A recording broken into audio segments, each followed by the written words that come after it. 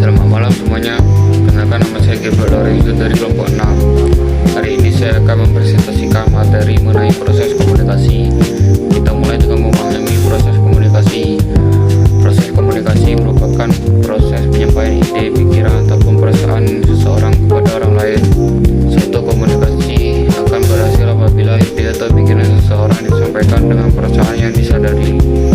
Adapun bagian proses komunikasi sebagai berikut. 1. Proses komunikasi primer. Proses komunikasi primer adalah proses penyampaian pikiran, ide atau perasaan seseorang kepada orang lain menggunakan lambang atau simbol sebagai media. Berikut tahap-tahap dalam proses komunikasi primer. Yang pertama, kirim atau sender, pesan, message, saluran atau channel, penerima atau receiver, umpan balik atau feedback. Umpan balik dapat mengambil berbagai bentuk berikut.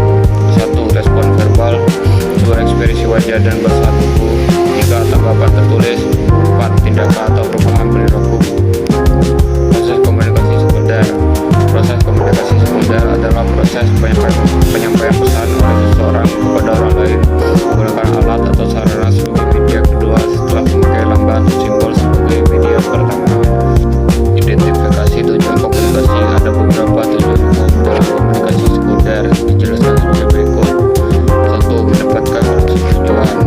Tujuan ini melibatkan persuasi dan negosiasi agar penerima menerima atau menyetujui suatu ide atau tindakan. 2. Membangun hubungan yang lebih kuat. Tujuan ini melibatkan upaya untuk memperkuat hubungan interpersonal antara pengirim dan penerima. 3. Membagikan informasi rinci. Pengirim ingin memastikan bahwa penerima memahami secara menyeluruh atau mendapatkan pemahaman yang lebih mendalam tentang suatu topik atau isu. 4. Memecahkan masalah yang kompleks. Tujuan ini melibatkan diskusi, analisis, dan pertukaran gagasan yang mendalam. Menyusun pesan. Setelah menetapkan tujuan komunikasi, pengirim harus menyusun pesan yang sesuai, memilih saluran dan gaya komunikasi. Di tahap ini, pengirim perlu memilih saluran komunikasi yang paling sesuai dengan pesannya. Mengirimkan pesan. Pengirim menyampaikan pesan kepada penerima melalui saluran yang dipilih. Penerimaan pesan. Penerima pesan.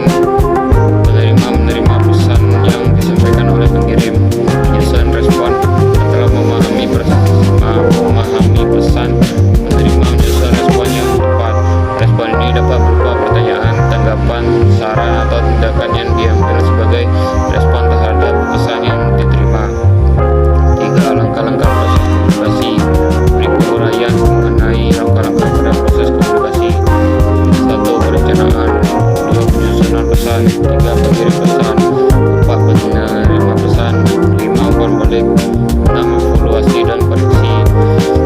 4. Manfaat komunikasi dengan bisnis digital. Berikut beberapa hubungan antara proses komunikasi primer dan bisnis digital. 1. Pengiriman pesan. 2. Saluran komunikasi. 3. Responsif terhadap umpan balik. 4. Personalisasi dan targeting. 5. Peningkatan kesegaran dan merek. Komunikasi sekunder. Dalam bisnis digital, hubungan antara proses komunikasi sekunder dan bisnis digital dijelaskan sebagai berikut. 1. Negosiasi kontrak dan transaksi layanan pelanggan dan yang mendalam.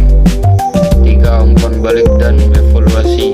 4. Komunikasi tim dan kolaborasi. 5. Pengembangan hubungan dengan influencer dan mitra bisnis. Proses komunikasi adalah rangkaian penyampaian pesan dari pengirim kepada penerima melalui media tertentu dengan tujuan